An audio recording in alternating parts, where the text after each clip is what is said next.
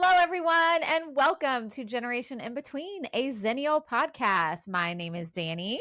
And my name is Katie, and welcome to our podcast where we talk all things from being 80s kids and 90s teens. We remember, we revisit, we relearn, and like today's episode, we rewatch a lot of things too. And we're starting spooky season. We started spooky season last episode. Yes. With not our last episode. Well, because we did Dawson's last episode. Before that, we did shit that scared us when we were kids. And it was hilarious. We had lots of feedback. We did. I also got a text from our friend Jen, who y'all have heard us mention before. One of our Jens, who works in the mental health field. And she said, Danny, you can quit saying undiagnosed anxiety. I'm officially diagnosing you. But what I meant in that episode was undiagnosed childhood anxiety, because I have definitely been diagnosed multiple times since then. Yes. So, and you were talking about how just the fears you had at the time stemmed from undiagnosed anxiety at that age. Totally makes sense. Which sounds very heavy and serious, but it wasn't a very heavy, serious episode. Some of it really was, wasn't. But it was mostly just silly. It was mostly silly like shit. Muppets that scared us, sharks in pools, things like that. One serial killer, but you know what you can do. Well, there's at least one. So today I'm pumped because we rewatched. Well, Katie's never seen this movie. Yep. One of mine and Troy's top 3 favorite movies of all time. Wow. Yeah. High praise. Love it. And it is the movie The Lost Boys. And it doesn't have to be a spooky season movie, but it's about vampires, about hot vampires. So, Yeah. Right? Yeah. We'll talk about that. We're going to get there. There's a reason why they're hot. What do you mean? You'll see. Okay. You'll see. Like, there never has to be a reason to be hot. I was going to say, do we need a justification for anyone, specifically vampires, to be hot? No. Okay. Also, we have some fun themed mugs. We're also in all black, so I look very goth-like today. I brought my cape, but we stopped short. You could wear it, but you'd probably be sweating. I'd probably be sweating. So yeah, we got really some dancing skeleton mugs. We're in all black. There's something else new on our set today. There is. That is not just here for spooky season. It is our hot pink mic covers. They're so furry and fun. They're very furry and fun. Katie also brought another pink furry item. Should I show everyone? Yeah, that sounded kind of weird. Don't worry. Sorry, everyone. Hold on. It's nothing bad. I promise. Okay. For those just listening, it is a hot pink shag pillow. It kind of looks like a Muppet. It does. It's super soft. Feel. Are you scared? Oh, my cat would love that. Yeah, it's definitely cat fodder for sure.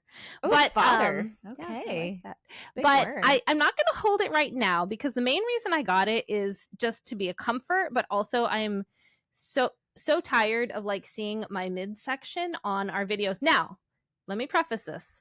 I don't really care about how my midsection looks. I'm fine with how I look. I am fine going through my day with what my body looks like at this age. I'm doing pretty good, right? But there's something about literally watching yourself. No, I get it.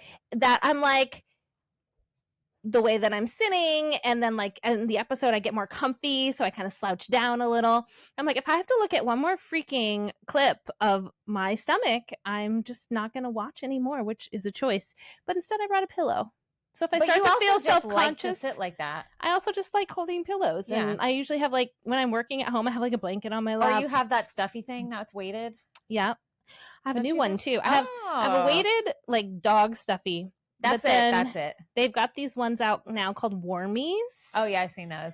And so 2 of my daughters have a Snoopy Warmie, and I jokingly will like borrow my youngest all the time. I'm like, I want the Warmie. So she stayed with her grandparents last weekend. And took the Warmie. They took her shopping and they told them they could each get one thing, and she got a Warmie for me. Okay, I love this kid. Is that not the sweetest? And it's a golden retriever. So it looks like our dog, our golden doodle. And so now I have my own Warmie. I know. Well, it's really I sweet. think that's just more of a sensory thing for you, because I think so too. That's like a sensory regulatory thing, like the weight on the thing. Yeah. Because when we used to record at your house, remember we did that? Mm-hmm. That feels like a long time ago. It was almost 2 years ago. I know. Wild. Yeah. When we used to record at Katie's house, I can remember her being like, Brant, can you hand me my, I don't know what you called it. Like, do you have a name for it? Like the dog. The weighted dog or the dog, an actual dog? No, the weighted dog. I don't think so. No, because you wouldn't bring the dogs in there because they would drive us crazy. Yeah, that's true. I don't like dogs. And that was when I only had 2 dogs. True. Imagine a giant puppy golden doodle now. That'd be horrible. It would be. And we didn't have video then. So to your point, your point, it wasn't like a looks thing. But I guess I'm saying that because I'm sure there's listeners who feel the same way. I don't care that much how I look. I'm good. But everybody has their comfort, and that's okay. Right. So it's kind of both. It's like and I think too, maybe I'm sitting awkwardly as well because I don't have that thing that I'm used to. Yeah. And I can see it in my body language, and that's another thing. So anyway, I have the pillow here. I'm not holding it right now because aesthetically, with us in the black and the pink, I'm like, and the skeleton mugs, I'm like, okay, no, we don't need a giant shag pillow, but it might show up. But we're also in black, like sweater thing, so we are. You can't see our folds. Our folds, like no, we can't. Thank God. I get it. Okay, so anyway, so enough about our setup. We're gonna hop right into this because what we're gonna do whenever we rewatch stuff, one of us does research. I'm doing a lot of the research for the spooky season just because it's a lot of stuff that Katie hasn't seen, or it's been a while, or I just know a lot about it. So one of us does research and we get sucked into hours of it because it's so easy to fall down the research rabbit holes. I'll tell you about some I fell down when I was doing this. And then we'll just talk about our thoughts on the movie. So I have a notebook with thoughts. Katie has her brain. Look, I just want to start out by saying I loved this movie. Yes! This movie has everything, okay? I know! It has vampires. It has vampires. Hot vampires. A wisecracking grandpa. Yes. Not one, but two adorable doggos. Oh, yeah. I thought you were going to say 2 adorable Corys. And also, I'm 2 Corys. Yeah. And then, I mean, I think it's funny that it's in Santa Carla. That just cracked me up. But also, other than the vampire activity, that seemed like a cool place to live. But anyway, I enjoyed the whole thing. I am so happy. I knew you would like it. And I saw that you posted on social, and I think we're going to talk about this. The saxophone guy. The saxophone guy with no shirt who's like the best. A bodybuilder or something. I was watching that scene like, but why? It doesn't matter. But also, I love it. It's so campy, right? But why? Oh God, that's one of my favorite scenes of the movie. And let's talk about the music for this movie. The music was really good. Great. Yeah, and we'll get there. We'll talk about all these awesome things. It's also just like such a good snapshot of the 80s. I agree. The clothes, the vibe, the music, everything. Like, I felt like the Goonies for me was almost. Well, I had comments on that. Listen to our episode if you want to know what they were. Was just almost too cliche, and maybe that's because it wasn't at the time, but it is now because it's such a classic movie. And so I found myself not enjoying parts of it, but something about the way this one was presented was fresh. Yeah. And didn't feel super cliche. I mean, hot vampires, I guess, is kind of cliche, but like. Well, but they were one of the first ones to do hot vampires. Okay. And I was very engaged with it like the whole time. Yeah. And the actors are fucking good. Really good. Like, yeah. Come on. Really good. Like the superstars and the lineup are legit. So good. All right. So for those of you, if you don't know what the movie The Lost Boys is about, I'm going to tell you. Okay. Here is the official summary. When a recently divorced mother and her 2 teenage boys move to a coastal town to stay with her father, it doesn't take long for the brothers to realize the area is a haven for something much more sinister than party-going surfers. All right. So this movie came out I'm on Katie's computer, so I'm like, worst case, you can a minute. Oh my God. Okay, sorry. You can use the down arrow or just the touch screen. We good. No, I cannot. Keep going. Girl, there we go. Me and touch screens, not good. Okay. I can't even. All right. So anyway, it came out in 1987. Joel Schumacher was a director who actually died in June of 2020. Oh. But you know him. He did lots of movies in the 80s and 90s. He did St. Elmo's Fire. He did Flatliners. He did Dying Young. He did The Client, Batman Forever, A Time to Kill, and Batman and Robin. He also directed Phantom of the Opera in 2004. Really? Yeah, the movie version. Yeah. You know? Yeah. And the reason that he got the chance to do that is because Andrew Lloyd Webber really admired how he did music in this film. This film being Lost Boys. Really? Yeah. And he asked him to do Phantom of the Opera. That's cool. Yeah. So that was just a fun little tidbit. I love that. So I'm going to go through, like I said, there's a star lineup of actors in this movie. I'm going to go through actors And I'm just going to tell y'all some of the Xennial films you would know them from, like 80s, 90s, maybe early 2000s. I'm not, because most of them have a huge filmography. And we don't need to like get into all that because we want to just talk about this movie. So we're going to start off, and I started off with like order of appearance, and then I just got random. So there's no good order. FYI. So Jason Patrick played Michael. I'm also going to tell you how old they were. Okay. Yes. Because when I was watching the movie as a kid, I always thought, why is Michael so freaking old? I thought that this time. Yeah, he was 21. Oh. So he wasn't that old. He just has that face that looks old. Yeah. Him and Kiefer Sutherland. Yeah. And he was 20. Wow, really? I know. It's the deep voice. It might be the voice. It's the deep voice. Yeah. So other Xennial films you might know Jason Patrick from. He was in the film Rush in 91. He was in Sleepers in 96. He was in Speed 2, 97. He also famously dated Julia Roberts. Oh, yeah. Which, by the way, him and her ran off together while she was dating Kiefer Sutherland, who was his best friend at the time. Not during this filming. No, it was like it later. Was after. But okay. Yeah. So. Oh. Yeah. Okay. Fun fact: Jackie Gleason was his grandpa. Oh, what? That's cool. I know. I started off with random facts about him, but I didn't find a lot. So the only other thing I wrote, some more stuff comes up later. He actually turned down the lead role in the film The Firm, which went to Tom Cruise. Why did he turn it down? I don't know.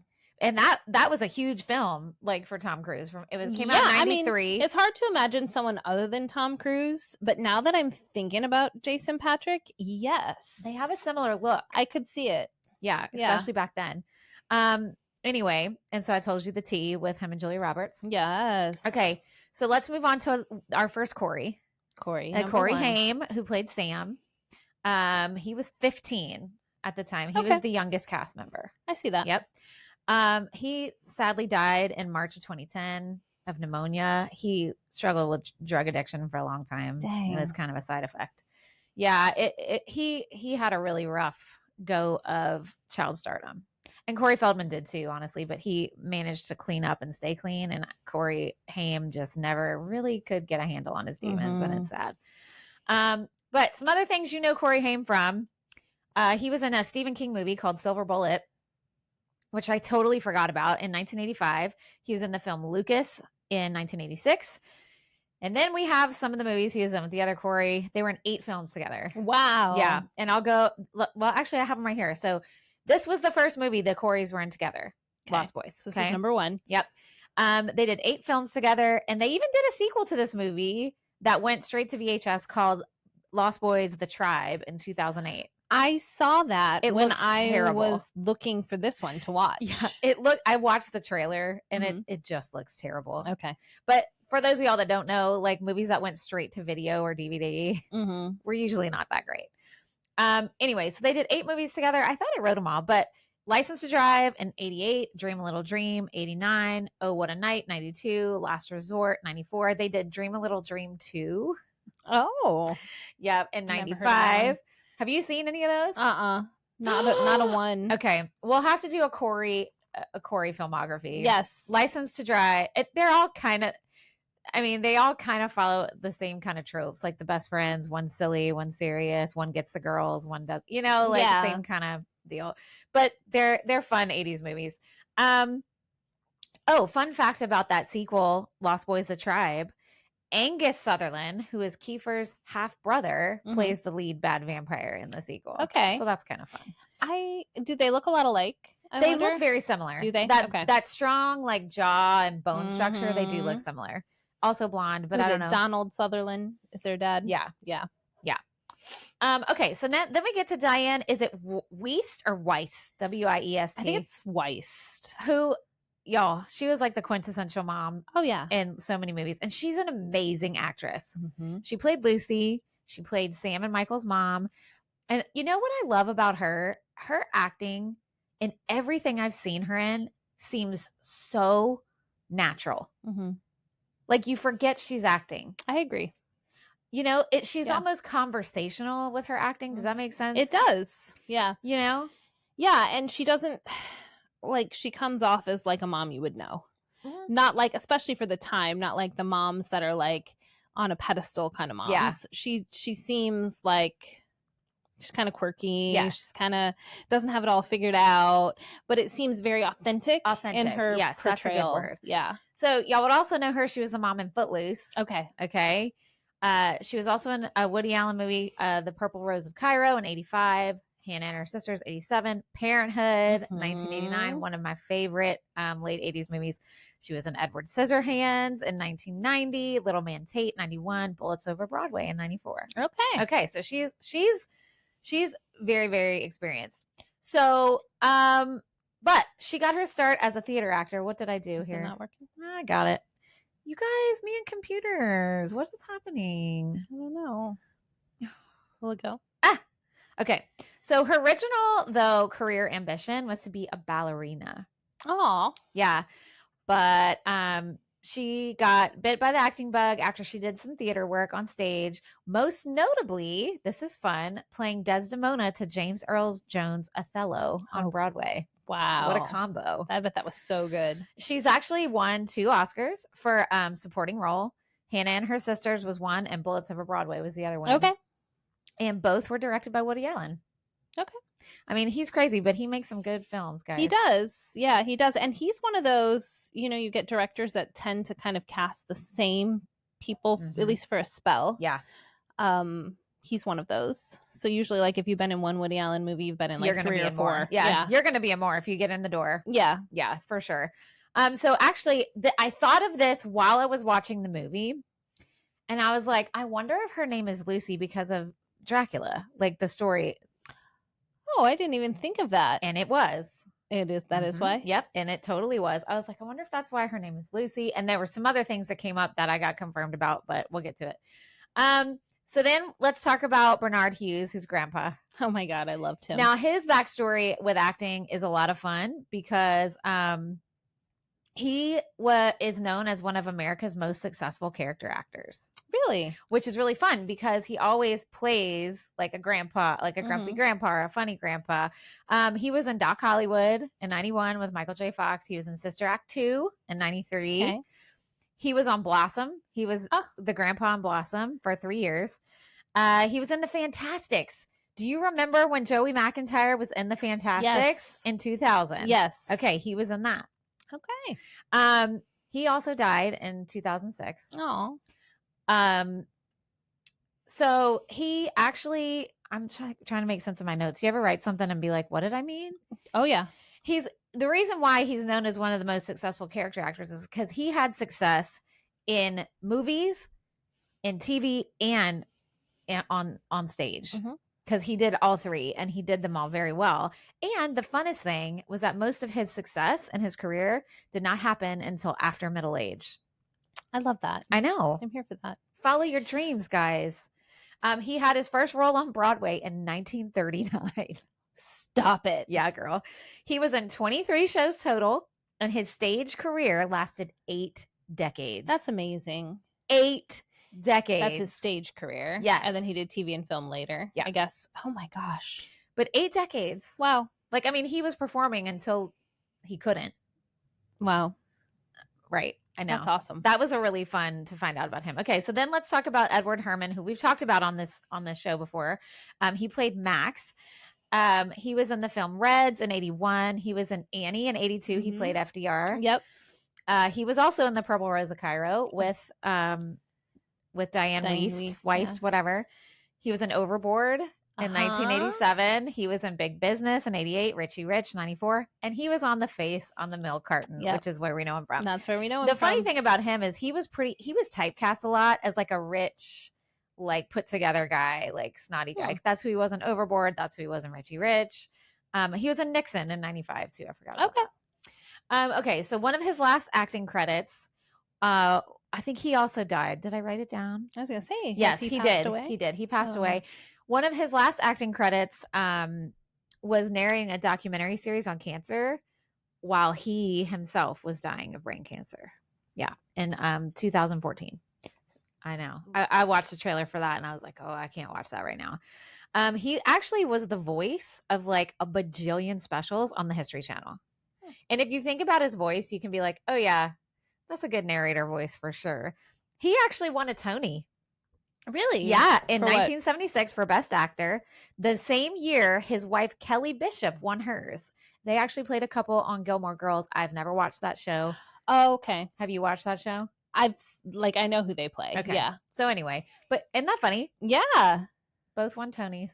That's Tony so cool. award-winning couple. Look at that. He was 6'5". He looks super So tall. But and then she, I was and just Diane like, is short. I was like, is she just small or like what's going on? But 6'5". That's wow. That's about how tall Troy's youngest brother is. He's about 6'5". Damn. Yeah, you should see him when he takes pictures of my family. My son's 6'4" Is he? now. Yeah. He passed up my husband. Woo. Yeah. He's super tall. No wonder your two youngest are so tall. Mm-hmm. Erin didn't used to be. I know. She was a peanut till like maybe 8 or 9 I months saw her ago. the other day and I was like, what? Yeah, she got real tall. Real tall. Anyway, moving on to Kiefer Sutherland, who played David. Like I said, he was 20 at the time. Y'all know him and his family. He was in Stand By Me, 86, Young Guns and Young Guns 2. Do you remember Yeah. Lou Diamond Phillips? Yes. He was in Flatliners. Such a good movie. Have you ever seen Flatliners? I've never seen that one. I think that's Julia Roberts is in that, and I think that's when they were dating. Okay. It's a good. You need to watch it. You would like it. He was in A Few Good Men. He was in the Twin Peaks movie Fire Walk with Me, which one day we're gonna rewatch Twin Peaks, and then we'll watch the movie. Sounds he was in good. Three Musketeers in '93. Okay. With Chris. What's his face? Chris O'Donnell. Yes. Yeah. Oh my gosh. Chris, what's his face? He was in Eye for an Eye, where he played the bad guy, 96. He was in Freeway with Reese Witherspoon. He also was in A Time to Kill in 96. And then, of course, a lot of people know him from being on the TV show 24. Mm-hmm. We already said his famous actor dad is Donald Sutherland. Mm-hmm. And they look so much alike to me. So much. So he actually had the fewest lines amongst all the leading and supporting cast members. Really? Yes. At the same time, though, he had the most dialogue amongst the four vampire Lost Boys. Got it. Because they don't do a lot of saying anything. He's just No. gets to look creepy. Right. And he's kind of the voice of them, I guess. But yeah. Wow. So this was a fun thing I found out, and I would totally do something like this. Let's see if you would. Oh, God. So when he was filming 24, and I don't know how many seasons that show went on, but it was a lot. His character was getting a new tattoo in season 3. Mm-hmm. Okay. And it was a big one. And he opted to just get it in real life so he could avoid tedious makeup chair time. Seriously. He's like, I'll sit still for a couple hours He's like, one time. You know what? I'm just going to go get this done. That is amazing. And I've never watched that show, so I have no idea what it is or nothing. But if y'all are 24 fans, then you'll know Tell what I'm us. talking about. Yeah. And I already told you. Oh gosh, I forgot an important fact about the tea I spilled about him and Jason Patrick and Julia. What? So him and Jason Patrick were like besties, and then he ran off with Julia Roberts to Europe.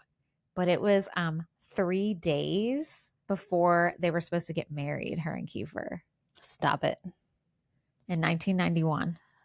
Wow. So it wasn't too long after the filming of this movie. I never knew about any of that. I mean, maybe I did then. Well, I you just were young. forgot. Wow. And then, so obviously her and Kiefer Sutherland didn't get married. Did her and Jason Patrick stay together? They dated a while, but I don't think they got married. Then that fell apart. Mhm. Okay. Wow. That's some tea right But y'all know we get shit wrong all the time. So, yeah, maybe they're still married. No, I know they're not. I know they're they're not, but yeah. Yeah. Okay. So then we're moving on to Troy's favorite character of this movie is Jamie Gertz, who Mhm. played Star. I mean, he made a good point. He's like, she just looks the part so well. Totally. Right. Yeah. Like, he's like, yeah. And I mean, I agree with her. She was 21 when they filmed. Okay. So you would know her from not a lot of movies. You probably know her from TV.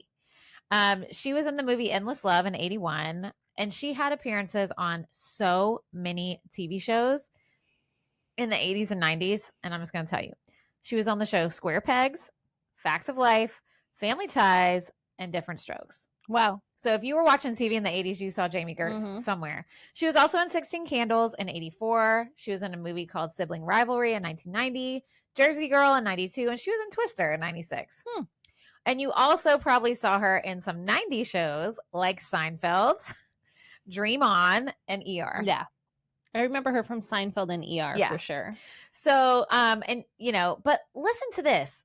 She is one of the wealthiest women in America, not for her acting, but her and her husband own the NBA team, the Atlanta Hawks. Okay. And they are partial owners of the Milwaukee Brewers baseball team. I cannot say that word. Troy makes fun of me all the time. What is her husband? I don't know. Do? Troy was like, so did she just marry some rich investor? I'm like, I guess. Yeah, maybe.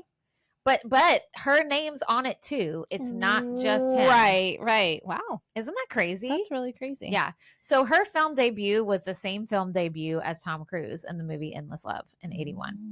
Never seen it. We talked about his debut when we did Legend. Yeah. So she actually was considered for the role of Rachel on Friends. Okay. And I'm like, I could see that. I could too. Yeah. And totally she's funny. Could. She's not funny in this movie. No, not in this movie. But she's funny. Yeah, she is funny. I could see it. I know. Yeah. Anyway, so that's her little fun tidbit. So now we're at the other Corey Feldman. Okay. Now, Corey Feldman is kind of like this enigma to me because I remember when I was a kid, I couldn't figure out if I thought he was attractive or not. Mm-hmm. Yes. He has such a unique look and voice. Can we talk about his voice in this movie, though? What was up with his voice? Okay, so here's what the deal was. Yeah. The director wanted him to get inspiration from action movies, like Rambo and stuff like that. So that was his goal. So if you listen to how he's talking, it's because he's trying to sound like Rambo. That threw me off a little. Yeah. Because I'm used to his But look, voice. he understood the assignment. He said, okay, I'm going to go be Rambo. And like you said, it's campy in a lot of ways. Yeah. And that was one of the campy things. Yeah. Because there were a couple times that I was like, why is he talking like that? But it's fine. Yeah. No big deal. He was 16 when they filmed, not too much older than Corey Haim. We already talked a lot about him already when we did Goonies. Mm-hmm. So I won't spend too much time. I'll just tell you some things that I didn't know from last time. So here's a brief recap of just some of the movies he was in the 80s and 90s. He was in Gremlins in 84. He was in Goonies, of course, in 85. Stand By Me in 86. License to Drive. The Burbs. Dream a Little Dream. And then, of course, we know he was a voice of a Teenage Mutant Ninja Turtle in a couple of those movies in the 90s. But also I found out he was the voice of young Copper in Disney's Fox and the Hound. Oh, I did not know when that. He was young. Yes. Aww. I love that movie. That one's a good one. Oh, but God, the heartstrings. I know. I don't think I could watch it now. I love that song. When You're the Best of Friends. Know that song? Yes. Oh, cute. I know. Okay, anyway.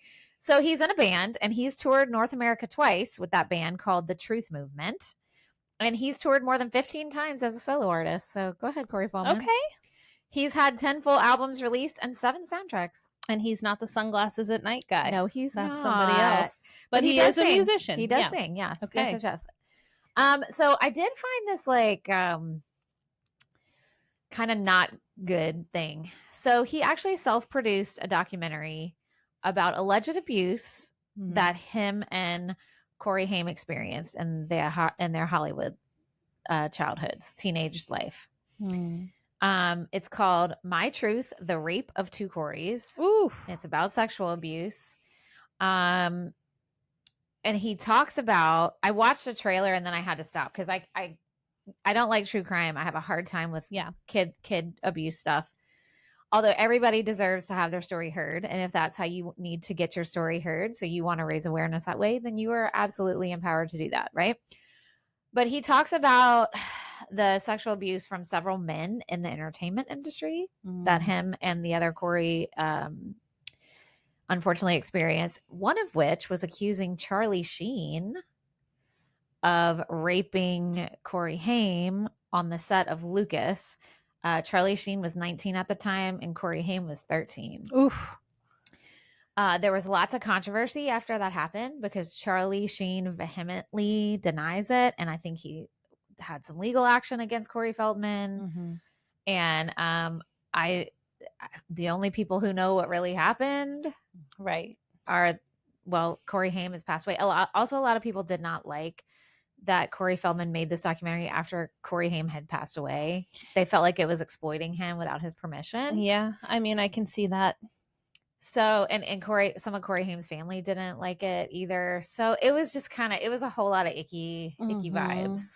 Yeah. So anyway, but I felt like, that probably needed a mention, and it didn't come up when we talked about him last time. Yeah.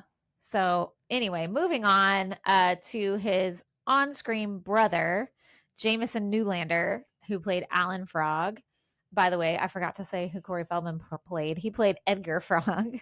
So fun fact, they're named Edgar and Allan. That was a toss-up to Edgar Allan Poe. Oh, I just noticed that now that I see it written down. Okay. He wasn't in that much. He was in a remake of The Blob in 1988. Okay. Yeah, and that was kind of it. Although he did reprise his role as Alan Frog in Lost Boys: The Thirst, another straight-to-video that came out in 2010. Okay. Alongside Corey Feldman. And y'all, I thought the trailer for the sequel was bad. This one was so bad. Oh my gosh. It looked awful.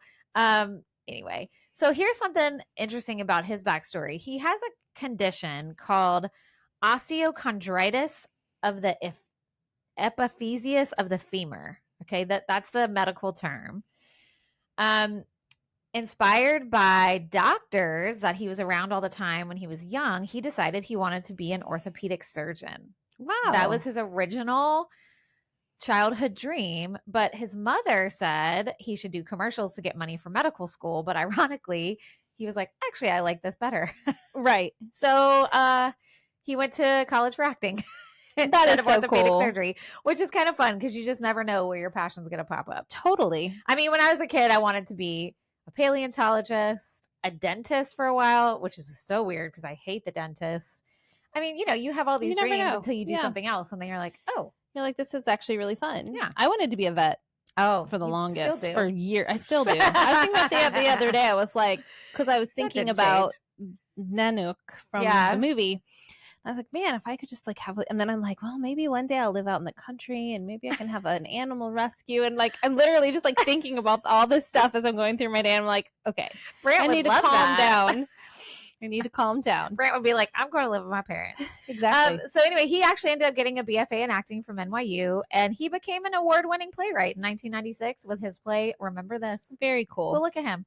Look at him. I love that. And the only other minor character, I'm not going to go into like all the Lost Boys. Yeah, that's the only one I'm going to mention is Alex Winter, who y'all know from Bill and Ted. Mm-hmm. And actually, the fun fact I saw about him, he's the voice of Hefty Smurf in the brand new Smurfs movie. Hefty Smurf. Yeah. All right. So he seemed really young in this one. I didn't write down his age. I couldn't tell. Reason. Like, of the Lost Boys, he seemed the youngest. Okay. To me. So now I've got random facts just about the movie in general. Okay. And guys, hours. I just could not stop looking for stuff. So the original screenplay. Okay. So I was thinking whenever I saw it and I was like, oh, Lucy and Dracula. And then I saw them. Y'all, I have seen this movie a bajillion times. Mm-hmm. When the vampires are walking into the cave, I was like, oh my God. I said, is this like a Peter Pan, like throwback? Like not throwback, but like connection? Because it's called The Lost Boys. Right. And like they're trying to, Max is trying to find like a mother. Mm-hmm. And then like they're like in the cave. And I was like, I've never put that together. Well, guess what? I was right. The original screenplay was written by Jan Fisher and James Jeremias. And originally it was about younger preteen age. Okay. And it was supposed to be like a Goonie type movie, like 5th, 6th grade kid vampires. Whoa. Yeah, I know. And the Frog Brothers were supposed to be like chubby 8-year-old Cub Scouts. Oh my God. I know. That's actually kind of cute. And Star was supposed to be a boy instead of a love interest. Okay. So keep that in mind. The original inspiration came from James, who he was thinking about Peter Pan, and he's like, okay, well, Peter Pan can fly. He visited like kids at night, and he never grew old. So he was like, Peter Pan was a vampire. What if I wrote like it was like Peter Pan, but vampire Peter Pan, right? So I was totally right. I was so excited. In the first draft of the script, the character of David was originally named Peter, and other characters also had some names from Peter Pan. But in the final draft, many of the name changes were made. But originally, the two brothers were Michael and John. Aha. But then they changed it to Sam, and the mother's name was Wendy instead of Lucy. Okay. The most obvious nod to the Pan story is the dog, Nanook. Yay, Na. Yes. Inspired by the character Nana. Oh, cute. Okay. Okay. And the grandfather character was never part of the OG story. He was later created by Jeffrey Boehm, who was hired to do the final rewrite. Now, Joel Schumacher told the producers he would only do this movie if he could change them to teenagers because he thought it would be sexier and more interesting. And he was right. Mm-hmm. It would have been a whole different movie. Mm-hmm. Right? Yeah, if you have like 8-year-old Cub Scouts. But that was like his vision. He was like, no, I'm only doing this if we can. Teen/young adults. Yeah. If we can change this. All right. So that's fun little backstory there. So the movie was actually filmed in Santa Cruz, California. Okay. Santa Clara is a fictional name. There's no Santa Clara is real. Santa Carla. That's why I thought it was funny. In the movie, they call it Santa Carla. No, it's Santa Clara. They called it Santa Carla because I looked. Okay, I'm gonna look it up. Look it up. Go on. Because I think I just typed it wrong. But let's check. Santa Clara is a real place. Is it? Uh-huh. Okay, so she's gonna look I'm that gonna up. look it up. But it was going. based on Santa Cruz. That's what they wanted to base Makes it on. sense. And you're gonna like this, even though I hate it. I almost didn't put it, but it's true crime. Okay. Okay. All right. I'm ready. So Santa Cruz in real life was once plagued with the reputation of being the murder capital of the world, which they say in the movie. They do. Right.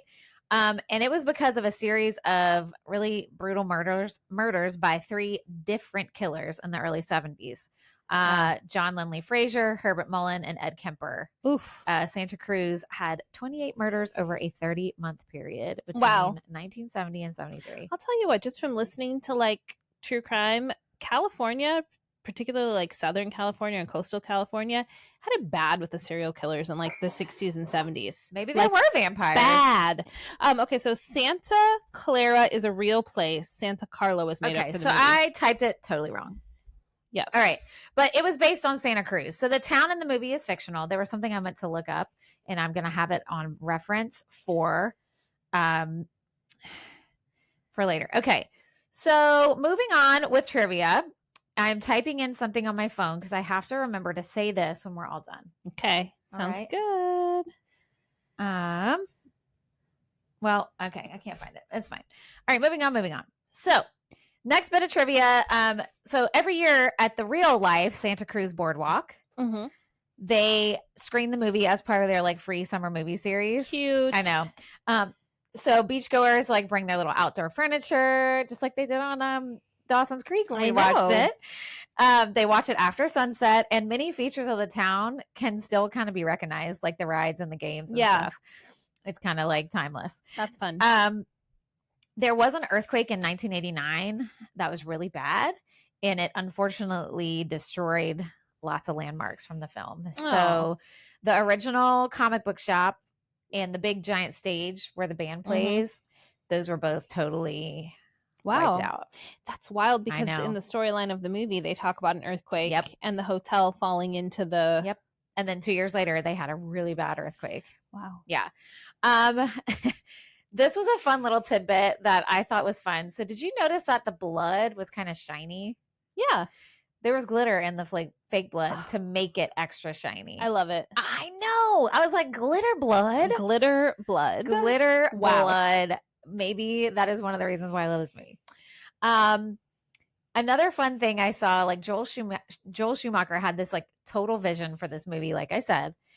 And somebody asked him in an interview years ago, like why he did the film. And he said, vampires are hot. They're the only erotic monsters. Frankenstein is not hot.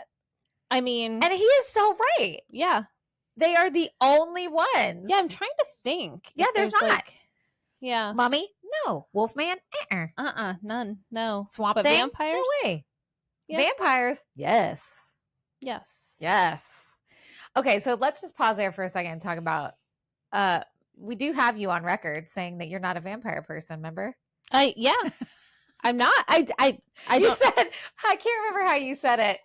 Well, we'll have to look. I know we're going to have to look it up because Katie was on record saying vampires are fine, but I'm just not that into them. And then you're like, don't come at me, all you vampires. I said no offense to vampires. Yeah. That's what I said. Because I thought all the vampires were going to come for me.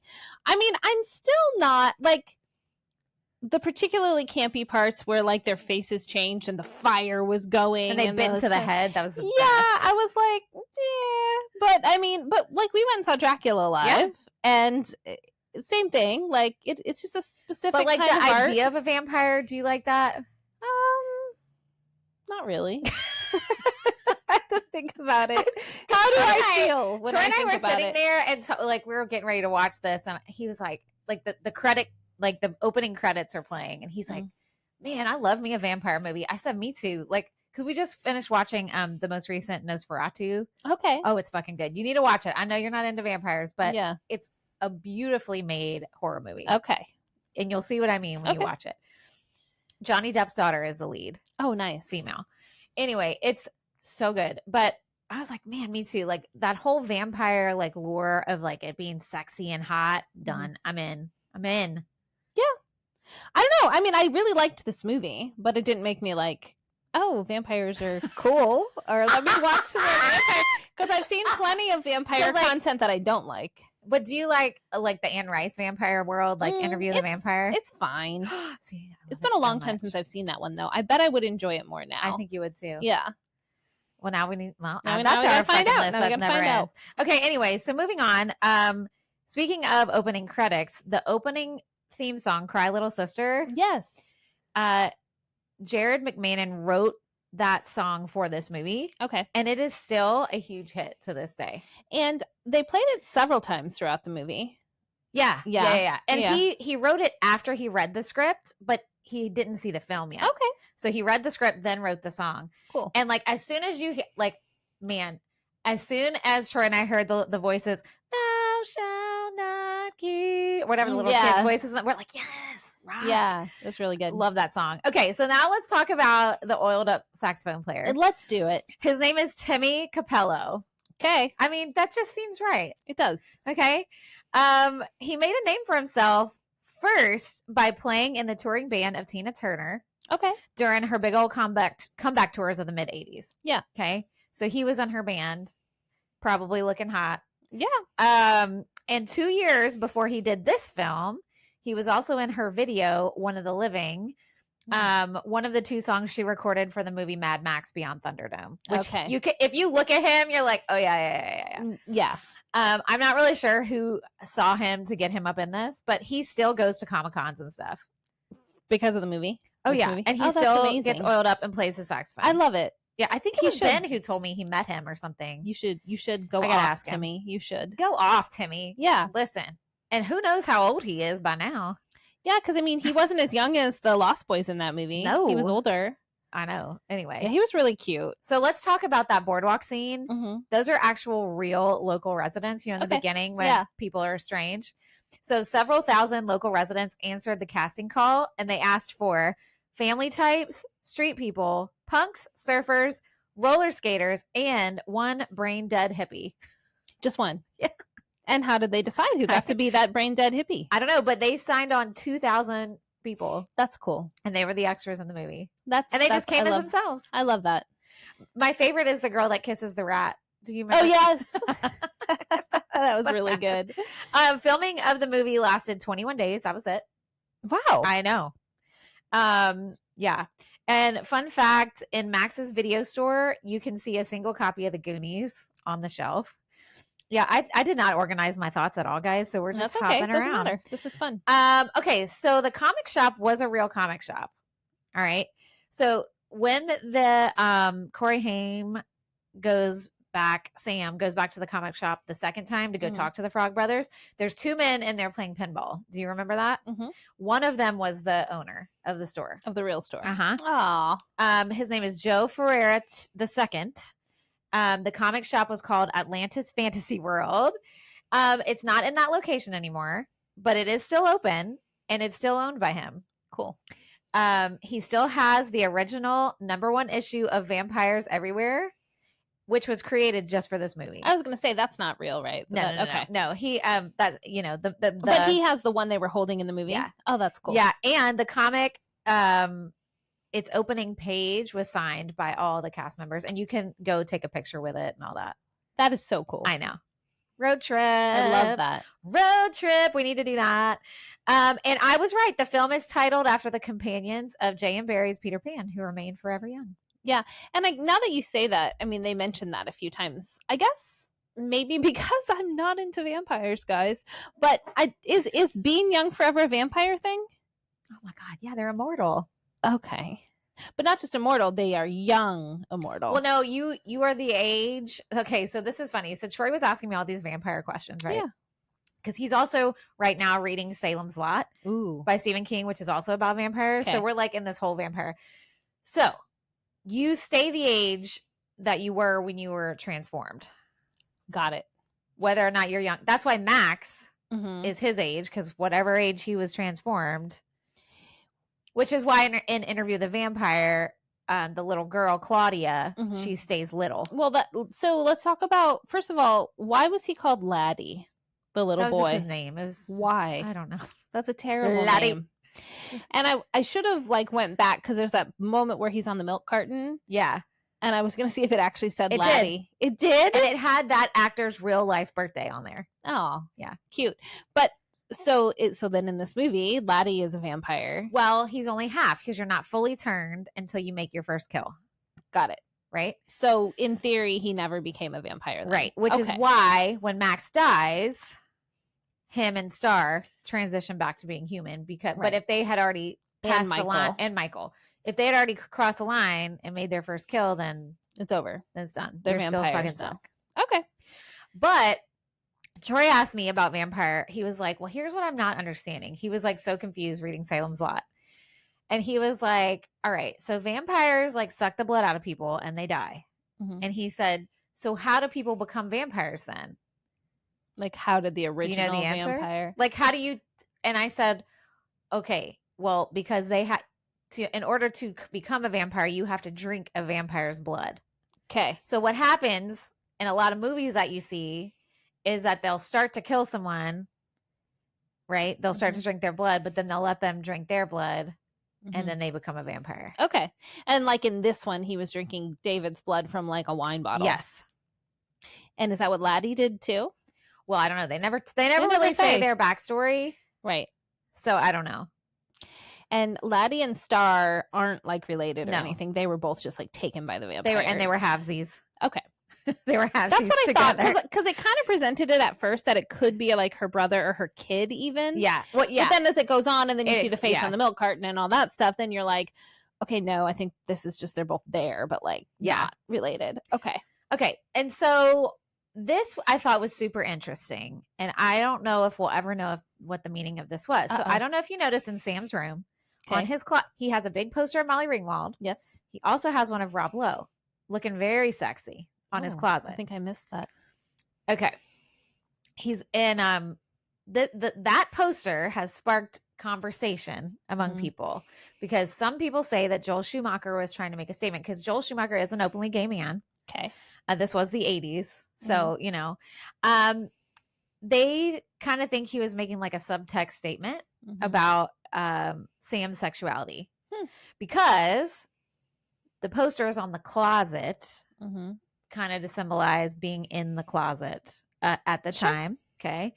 And also they were like, these are kind of stupid tropes, but if you're trying to have a subtext, you would do things that would be a visual. Like he has an earring and a different ear than Michael. Okay. He has his bicycle's pink. Yeah. Which I noticed that. Which is not a big deal, but like little subtle things. Yeah. And then he was the most fashion conscious out of all the people. Yeah, I noticed that. Like right now I can think of his fashions and I can't really think of anyone else's. So those are all like 80s tropes of but if you're sure. a gay man and you're like you don't know if you can safely say like you want one of your characters to be. Yeah, and also like Sam's sexuality had nothing to do with anything in the plot. Right. Oh yeah. So like there's no way like to really say it other ways other than that it's just maybe an identity, just maybe like some identity markers. Yeah. So I thought that was like Michael's sexuality did have to do with his story. Yeah. Which it was funny because I had never noticed the Rob Lowe poster until I was watching it. And Troy was like, oh, that's an interesting choice. because he looks like he's like in a tank top and like shorts or something. I think like a thirst trap. Yeah, Rob Lowe. Yeah, it was like an 80s certain, which is nice. Super nice. That now man aged well, y'all. That. He aged well. Anyway, so one of the most memorable scenes in the movie is where they're hanging off the bridge, right? That actually was filmed outside of Santa Cruz. It's about 5 hours away. Okay, on a real bridge. It's called the Iron Horse Trailhead Trestle Bridge. So if you want to go there, you can. It's located off of Interstate 5 on the Magic Mountain Parkway. Ooh, I love that. 40 miles north of LA. And the bridge now has like a pedestrian walkway. Okay. So you can go across it instead of hanging under it. So I was watching that part at the gym. Uh-huh. I was walking on the treadmill. Wait, hold on. You didn't watch this movie uninterrupted like we're supposed to be doing. No, I mean, I couldn't. I just didn't have time. Katie? Sorry. Katie, we're going to start making memes about you that say, your life is too crazy if you don't have, like, and it's going to be like this. It's going to have a picture of Katie and it's going to say, your life is too crazy if, and then at the bottom, we'll put something from your life. Like, here's our first one. Here's our first one. You don't have uninterrupted 90 minutes in your whole week. Another one is you wake up at 4 a.m. every day. Another one is you forget to eat lunch sometimes or dinner or breakfast or a whole day. No, now it doesn't excuse all the other times, but I was out of town for like 6 days last week. You should have got Brant to watch this. We probably could have watched it in our hotel room. Ooh, but they were busy. We didn't have a smart TV. So we would have had to figure out how to like stream it and like we watched it. Yeah, which we could have done. We watched on my laptop all cuddled up in the bed. Yeah, just like watching this little screen. But so yes, I watched it interrupted, but I was at the gym. I had my AirPods in and I just had it on my little phone and I was walking on the treadmill. And the part in the bridge, like where it's like faces down, I almost tripped on the treadmill because I was like, at an incline and like it scared me. I was like, yeah. I'm like grabbing the treadmill so I don't go flying off. Yeah. Like, what's she watching? Yeah. Honestly. The Lost Boys. The Lost Boys. That's what I'm watching. And then I watched the rest of it when I was treading water in my pool. You guys, see, we're going to make memes for Katie. I had it like leaned up against a chair and I'm just out here doing my froggy arms for because I needed to do a half hour. So I'm like, I have 31 minutes left. But some of it was the credits. So the last like 3 minutes, I'm like, watching the credits. But I watched the credits and I saw like the permissions for the Molly Ringwald poster and the Rob Lowe and the real names of the dogs, which were super cute. It was like Corbett and John or something like that. But yeah, so I almost took a spill with that very dramatic Katie, scene. You know what? Listen. We're going to make some memes about Katie until she gets her life calmed down a little bit. Send us your memes. Send us your memes that your life might be too crazy if with Katie's face. All right. With my face. Only a good picture of my face. You did well this summer with watching. And we have more for spooky season and I'll make it happen. I'm also on my deadline for my book. I know. You're almost and there. So every single non-exercise moment, I am like literally in it. Yeah. But she did watch it, so good for you. Fighting for my life out here for this book. I know. It's okay. You're going to get through it. I know. All right, so back to vampires. So like I said, Joel Schumacher wanted this to be sexy, right? Mm-hmm. So this was kind of like the first vampire movie where the makeup was more streamlined and kind of like he wanted them to look like kind of stylized and attractive and not just like monster-like. Sure. Which I think worked.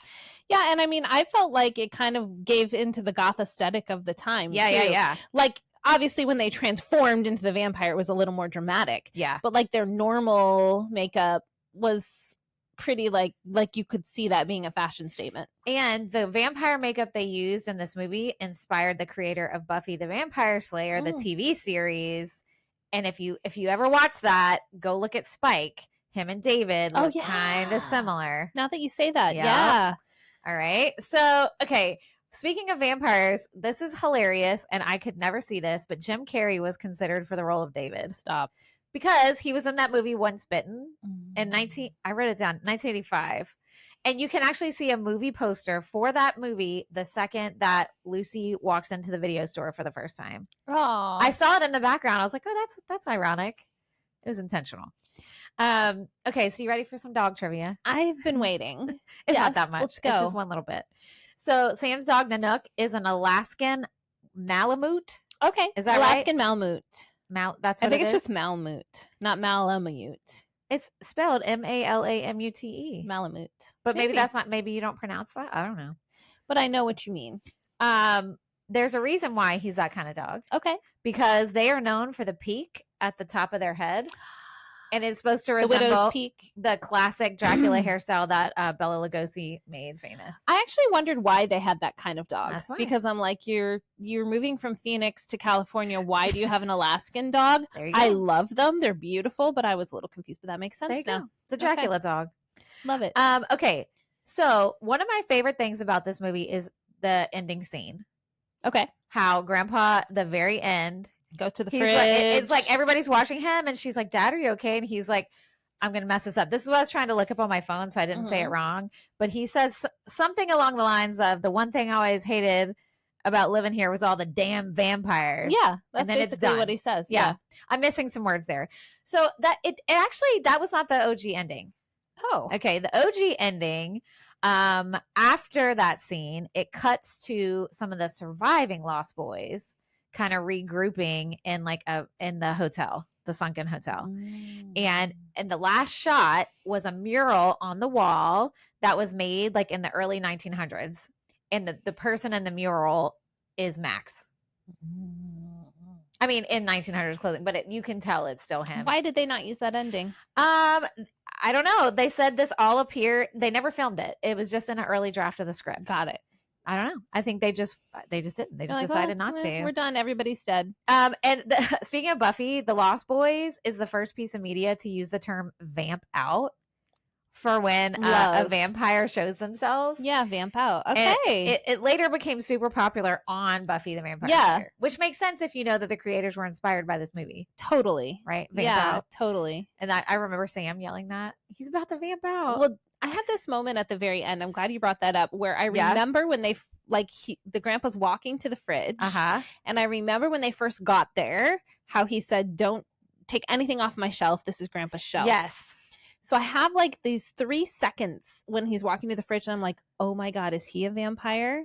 Oh yeah. Like, is he going to get like blood from that shelf? Which is maybe what they like kind of wanted you to. And then he's like drinking a root beer, and he's like, all the damn vampires. And then it's like a silhouette of the family, and it's over. I feel like that is a perfect ending. I thought it was great. To a campy ass movie. I think it's perfect. Okay, so a scene that I hated as a kid, and I still hate it now, is the rice and the maggots. Oh God, I forgot about that. And Poltergeist has maggots in it too, right? Yeah. So this was an interesting scientific fact. Are you ready for this one? I think so. Okay. I love science. So maggots don't actually move without any motivation. So like worms wiggle all the time. Maggots only move when they're like being maggots, right? Eating nasty dead shit. So this is so gross. Someone who was on the crew, and I bless them, whoever's job this was, they had to squeeze lemon juice before each take to get those maggots to move in the container. That was definitely quite a visual. That and the snakes. Worms. Yeah. Oh, they were worms. You're right. But they're big worms. Oh, yeah. They were like earthworms. Yeah. They're big. Yeah. Yeah, that was gross. Yeah. That scene was gross. I know. Maggots are just fucking nasty. I hate nasty. them. Not like anybody's like, I love maggots. Right. Well, you never know. They're so nasty. Okay, so Joel Schumacher actually tried throughout the 90s to get his vision for a sequel about the lost girls out there, but nobody ever did it. And it wasn't like, it wasn't really a sequel. It was kind of like a, what do you call that when it's reimagining? No. It's like a prequel? No, what a is reboot? That? Hold on, not like like a side story. What is that word? Spinoff. Yeah, that's it. Okay, spinoff. I'm like, no, just go through every other word. Say every word you know, and eventually we will find it. Okay. So speaking of special effects, all right, and makeup and all the things. You know the scene where Sam and the Frog Brothers go into the sunken hotel to like kill the vampires, and it's daytime, they're sleeping, and the scene where David is like trying to grab Sam and the sunlight he burns his hand and you see a single tear. Yes. Okay. So that tear was real because the contacts that they had to wear in their eyes, given the vampire eyes, were super irritating. Oof. and his eyes would water up like crazy, but they kept it in because they were like, actually, that's kind of a cool effect. That was really cool. Yeah. So it was not planned. It was memorable. It was not planned. It was a real tear because his eyes fucking hurt. Oh, I feel that. I do too. The slightest bit of discomfort with my contacts, forget it. They're coming out. They're gone. They're coming out. So that's all my trivia, which was a lot. That was a lot. I loved it. And then I'm trying to see. I had notes. Okay. Hold. I'm trying to think what else I had on any. I've kind of just commented as we go. Do you want to know something I wrote? Tell me right now. I put guy with a saxophone. Let's go. Guy with a saxophone. Timmy. Our favorite saxophone player. Was it Timmy or Tommy? It was Timmy. It was Timmy. Okay. Because I remember thinking Timmy Capello. Yeah, Timmy Capello. Right? Yes. Okay, so this was something I wanted us to talk about. So back in the 80s, the Coreys, everybody had one that they loved. Mm-hmm. If you had to pick a Corey, which Corey would you Neither. pick? I don't like either of them. You have to pick one. No, I don't like them. I mean, guys, all right. She don't like vampires. She don't like the Coreys, and she grew up in the 80s. I did like this movie, and I liked both Coreys in it, and I liked all the vampires, and I liked the hot saxophone player. But I've never really enjoyed any of the Coreys. Who would you pick?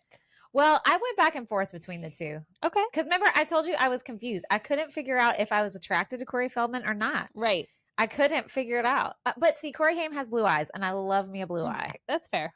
I do, because I don't have them. Right. Of course. So I think they're both too small build for me, too. Like, well, I never were teenagers. Like, I don't mean, like, I don't mean this today. No. I mean when you were young. I know, but even then. No. Whatever. Okay. No. All right. What else did I put? Oh my God. I already talked about a lot. Okay. Let's talk about that campfire scene. Okay. That part where he bites into the fucker's head and the blood squirts everywhere freaked me out so bad when I was a kid. Like, I would close my eyes. Like, I know it was coming because I loved this movie, but I hated that part. You didn't want to watch that. I mean, because he just hurt into that bald head. Woo, yeah. Ooh. Or when the people are in the car and you hear it coming and they peel the lid of off the car and then off. they snatch him up. Oh, so scary. I did laugh when they're killing the vampires at the end, and the one of them dies when the stereo comes on, and Sam goes, "Death by stereo." Yes, death by stereo. I loved that. I loved that. It was so good. And then I just put like best last line of a movie ever. Oh yeah, the damn vampires. I really liked the part in the beginning when they're on the boardwalk and Michael. Oh, maybe it was later, but when he meets Star and she says her name, and he's like, "Let me guess, you had hippie parents." Hippie parents. And what did he say? He was almost named. I don't remember. I forget what it was, but then they named him Michael instead or whatever, and it was just really funny. Yeah, I thought that was cute because that is kind of the time. Oh yeah, like for sure. We grew up with kids. And even now, like sometimes there's names that are very nature based or astronomy based, which is cool. But I just thought that was a funny line, like an acknowledgement, especially back then, because a name like that would have really stood out. Now it's like people are named everything, and who cares? But like it would have stood out next to like a Michael. Well, the 80s were such a time of like the same fucking names happening over 100%. Jennifer, Michael, what's more?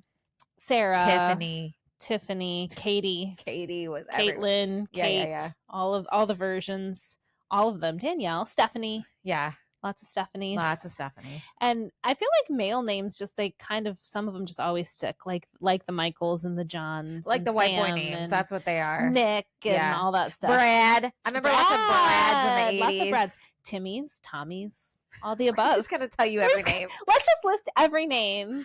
Okay, so you did like this movie. What are your stars? I would say 4.5. What's a half off for? That's a really good question because they're vampires. She's like, I don't give anything a 5. Yeah, because have they're you vampires. Given anything a 5? I don't know if you have. I don't think so. Dang. Maybe the V.C. Andrews book. I think I gave that a 5. Flowers in the Attic? Yeah, I think so. It might have just been a 4.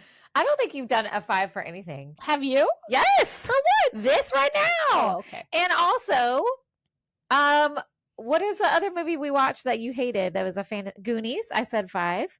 Mm-hmm. Oh yeah, you did say 5 for that one. Probably lots. Yeah, there was one I hated. Oh, Porky's. I hated.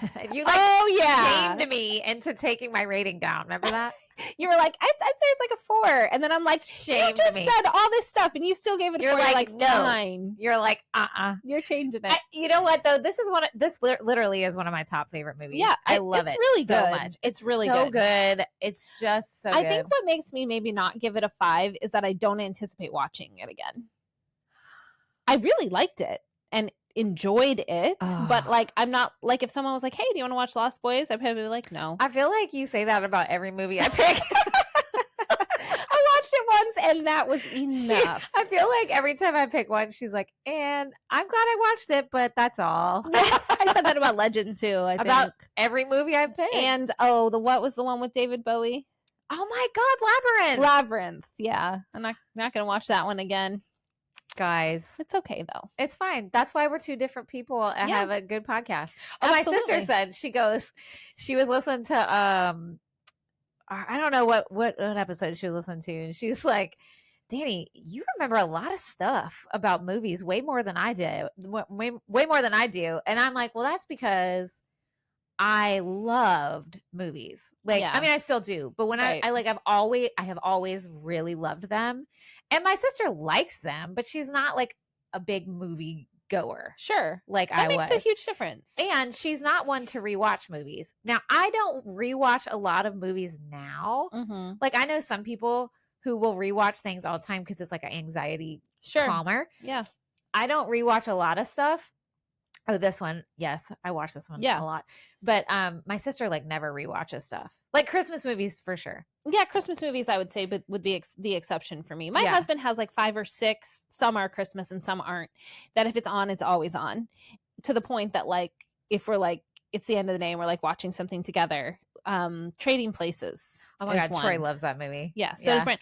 And he'll turn on and be like, oh good, it's on, and I'll just give him a look like I do not want to watch this. Like it's a good movie, but it's like at the end of a hard day, I don't want to watch starting at the middle of Trading Places till the end. Like I just don't, you know. But he has that. And I don't know if it's anxiety or just comfort or just like he can do other things while it's on, and he likes getting a laugh here and there. Yeah. But I'd say he's got a handful of those. Yeah.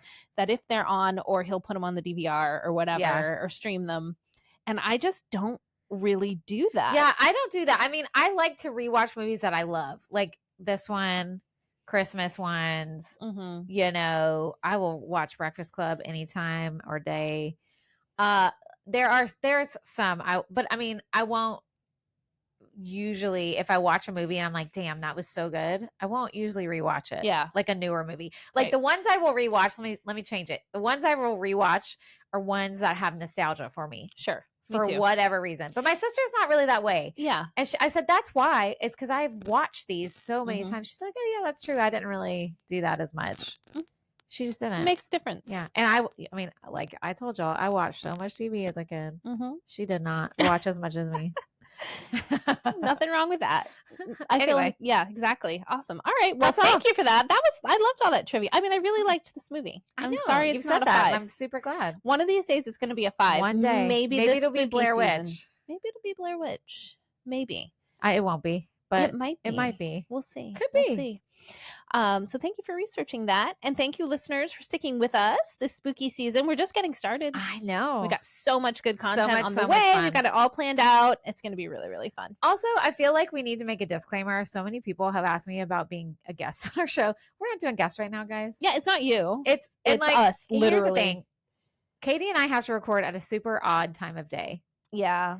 And the only time we both have free at the same time right now is Thursday mornings. Yeah. When everybody else is at work that has a normal 9-to-5 job, which we do not have. Like, well, we have jobs, but they're weird. Yeah. We can work around it. It's partly that. It's partly mic stuff. And then the sound.